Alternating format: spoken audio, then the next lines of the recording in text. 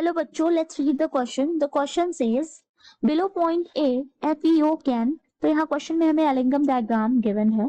ठीक है, हमें बताना है कि A point, this is A point, तो A पॉइंट के बिलो FeO क्या होगा। So it can be reduced by carbon monoxide only, और it can be reduced by both carbon monoxide and carbon.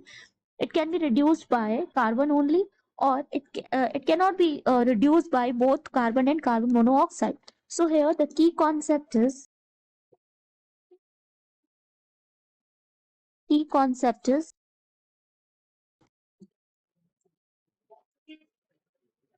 Ellingham diagram. ठीक है, Ellingham diagram अगर हम देखें तो ये जो हमारा है 2CO+O2 गिव्स 2CO2। तो इसकी जो हमारी लाइन है वो ये लाइन गई हुई है। ठीक है, एंड जो Fe की लाइन है that is 2Fe+O2 gives 2FeO। इसकी जो हमारी लाइन है वो ये लाइन गई हुई है। तो हमें एलिंगम डायग्राम में ये देखना है कि कौन सी लाइन जो है वो हमारी इस जो Fe की जो लाइन है उससे नीचे है। ठीक है, वही क्या करेगा, FeO को रिड्यूस कर पाएगा।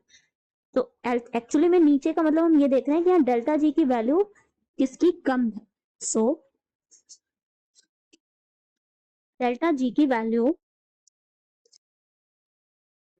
CO से CO2 की जो वैल्यू है वो लेस है डेल्टा जी की वैल्यू जो हमारी Fe2 FeO की है। ठीक है, क्योंकि ये लाइन हम देख रहे हैं कि इस लाइन के नीचे हमारी ये वाली लाइन है। ठीक है, इस लाइन के नीचे हमारी ये लाइन गई हुई है।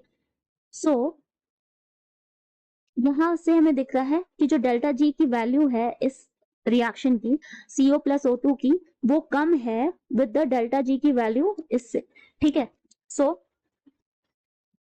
यहाँ पर कार्बन मोनोऑक्साइड क्या करेगा, वो रिड्यूस करेगा FeO को into Fe। So here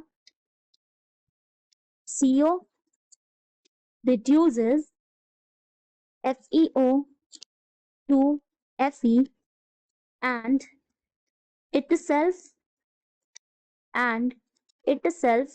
gets oxidized into CO2। ये खुद क्या हो रहा है, ऑक्सीडाइज हो रहा है, और ये रिड्यूस कर रहा है FeO को Fe में, और खुद ऑक्सीडाइज हो रहा है ये CO2 में। तो फ्रॉम द एलिंगम डायग्राम हमने देखा कि डेल्टा जी नॉट की वैल्यू यहाँ पर वैल्यू कम है। ठीक है, डेल्टा जी नॉट की वैल्यू कम है। सो CO से CO2 की, तो ये जो है हमारा रिड्यूस करेगा कार्बन मोनोऑक्साइड, सिर्फ कार्बन मोनोऑक्साइड करेगा, जबकि ये लाइन भी हम देख रहे हैं कि एबव है इसके। ठीक है, ये वाली इस लाइन से ये लाइन भी एबव है, ये लाइन भी यहाँ पर एबव है, तो ये रिड्यूस नहीं करेंगे क्योंकि डेल्टा जी की वैल्यू कम होनी चाहिए। ठीक है, सो यहाँ हमारा आंसर हो जाएगा FeO can be reduced by carbon monoxide only. So here the final answer is A. Hope you understand it well. Best of luck.